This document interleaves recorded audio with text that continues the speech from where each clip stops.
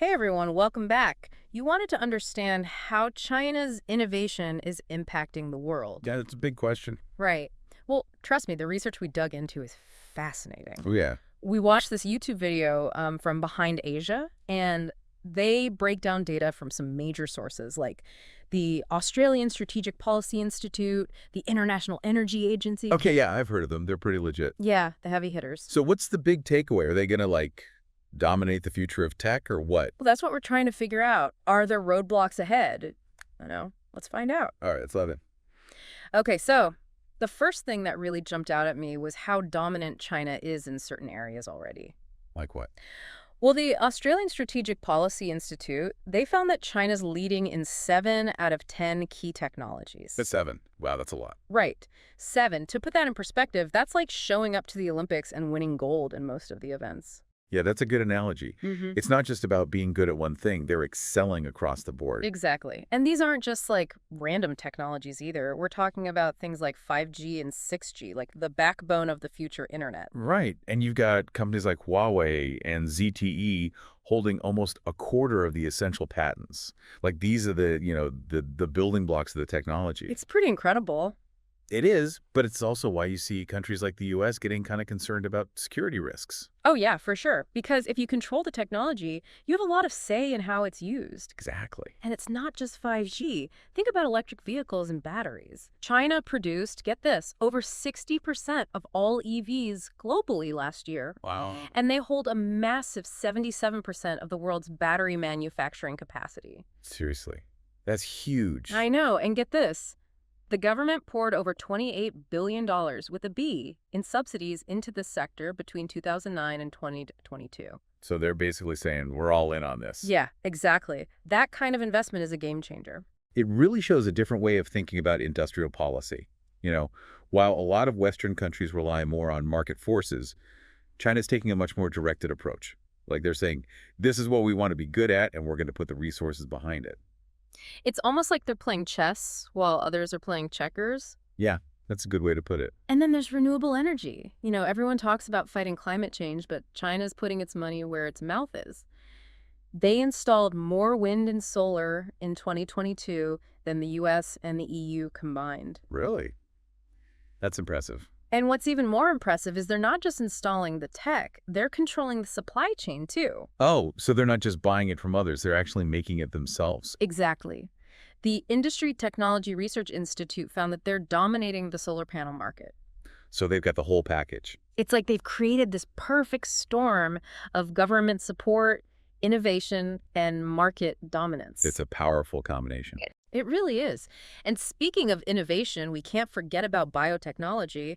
The Behind Asia video talked about how China's pharmaceutical industry is booming. Yeah, that's a sector that's really been taking off for them.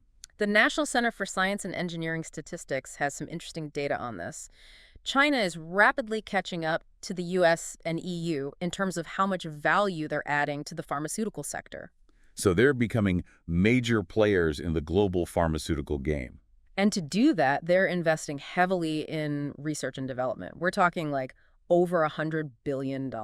Wow, they're clearly not messing around. They want to be major players in the future of healthcare, agriculture, all of it. It's this ambition that makes things so fascinating, They're clearly pushing hard in a lot of key areas. But of course, the big question is, are there any weak spots? Yeah, that's the question a lot of people are asking. Right. And to understand that, we need to look at the world of semiconductors. Okay. These are, well, think of them as the tiny brains powering all our electronics. They're in everything. Exactly. And when it comes to making the most advanced versions of these brains, Yeah. China's still trying to catch up. Yeah, the Behind Asia video really hammered that home. They did. They went deep on how essential semiconductors are, especially the super tiny powerful ones. Right. The kind smaller than 16 nanometers. Yeah. That's where the real competition is. Exactly. Companies like Taiwan's TSMC and Samsung in South Korea, they're already producing chips at the 3-nanometer scale. Wow. Which is incredibly small. That's tiny. To give you an idea, a human hair is about 75,000 nanometers wide. That's wild. And TSMC is aiming to hit 2 nanometers by next year. Oh, wow.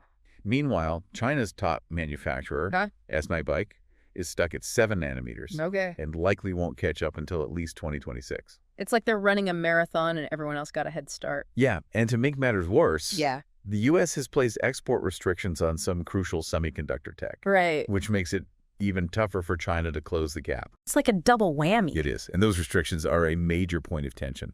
Oh, for sure.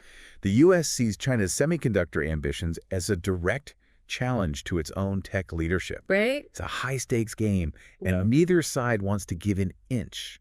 So is this it then? Is China out of the running?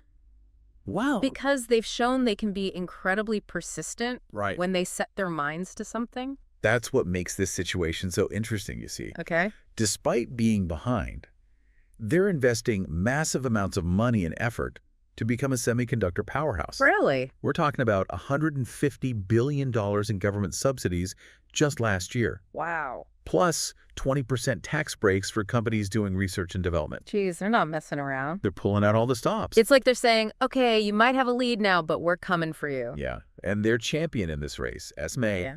has been turning heads. Really? Their market value has soared to $46 billion, putting them up there with some of the global giants. So they're making moves. They are, and that's a testament to their rapid growth, even though they're not at the cutting edge in terms of manufacturing yet. Right, right. But it's not just about Smith. Okay. China's overall semiconductor industry is expanding rapidly, especially in chip design. Oh, interesting. Remember how we talked about the market size? Uh-huh. Well, it's gone from 361 billion yuan back in 2015 to over 1.2 trillion yuan by 2022. So even if they're behind in some ways, they're making huge strides in others. Absolutely. This semiconductor race is far from over. It's definitely one to watch. But what does it all mean? What happens if they actually catch up? What kind of world are we looking at? That's a really important question to consider. Right. Imagine a world where China not only manufactures most of the world's goods, but also controls the advanced chips that power those goods. A little scary to think about. It is. It's a scenario that's keeping a lot of policymakers and industry leaders up at night. What can other countries do to prepare for that kind of future? Is it even possible to keep pace with China's drive? That's the million-dollar question. Yeah. There's no easy answer. Right. Some experts believe that instead of trying to outcompete China, a better approach might be to find ways to collaborate, Yeah. focus on international partnerships and shared research initiatives. So everyone works together. In a way, yeah, that way you prevent a complete split in the global tech world. That makes a lot of sense. It's about finding a way to manage this competition without throwing the baby out with the bathwater. Exactly. We need innovation, Yeah. but we also need global stability. Absolutely. And this isn't just a conversation for governments and big companies. Oh, so you're saying individuals have a role to play too? I think so. Think about it. Every time we buy a new gadget, Yeah, we're casting a vote with our wallets. that's true. Our choices impact market trends, which influence which companies thrive and which technologies get developed. It's like a ripple effect. Exactly. It's about being aware of where our tech comes from, asking questions about ethical practices, and supporting companies that align with our values. That's a really interesting point. It's easy to feel powerless in the face of these massive tech trends. Right. But we're not just passive bystanders in this technological revolution. Right. We have a say in how it unfolds. We have more power than we think. Exactly. So we've covered a lot of ground in this deep dive, from 5G and electric vehicles to renewable energy and biotech. It's clear that China is making some serious moves in the tech world. No doubt about it. But this semiconductor race, Right. it's a major wild card. It is. It's almost like a tug of war for technological dominance, Yeah. And the outcome Yeah. is far from certain. China's sheer determination and the scale of their investments are impressive. Oh, absolutely. But they're also facing some pretty significant hurdles. Both Yeah. technical and geopolitical. For sure. It's been a real eye-opener, that's for sure. I can imagine. I mean, I knew China was innovative, but this deep dive has really highlighted just how ambitious they are Yeah. and how their actions are going to impact everyone, not just the tech industry. Exactly. It goes way beyond gadgets and gizmos. Right. This is about global power, Yep. economic influence, and even how our societies will function in the future.